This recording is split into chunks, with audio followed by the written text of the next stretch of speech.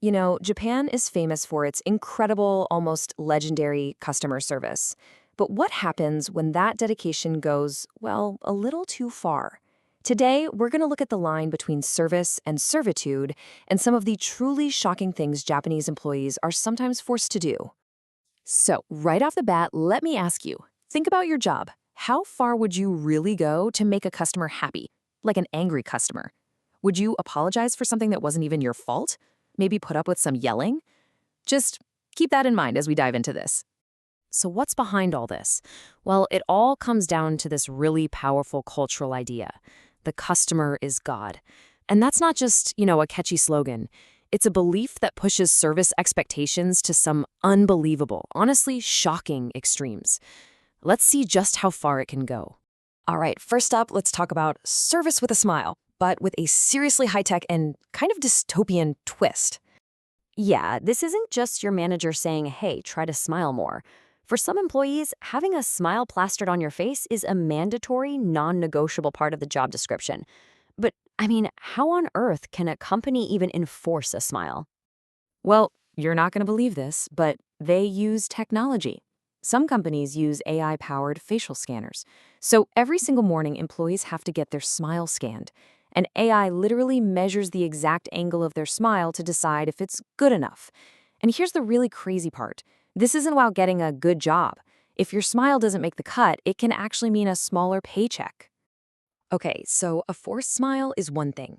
It's a kind of technological enforcement of being pleasant. But what happens when the situation turns ugly? What happens when a customer isn't just looking for a smile, but is actually being hostile? And that leads us right into our next example, where that whole customer is God philosophy gets tested under some seriously extreme pressure. Get this. In some places, the rule is absolute. Employees are totally prohibited from defending themselves. And I don't just mean talking back. We're talking any form of self-defense.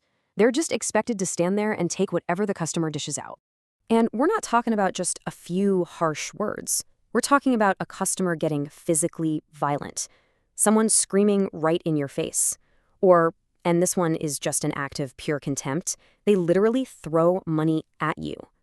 In all of these cases, the employee is trained to just endure it in total silence. So that brings us to our final and maybe the most culturally intense example of all. What happens when a mistake is so bad that a simple "I'm sorry" isn't going to cut it? Well, this is where a very traditional and very powerful act of apology comes into play. It's called doza, and it is the ultimate act of apology and submission. You actually get on your knees and touch your forehead to the ground. It's a gesture that's only used for the most serious of mistakes, when a customer is absolutely furious. Now, let's be super clear here. This is so much more than just saying, "I'm sorry."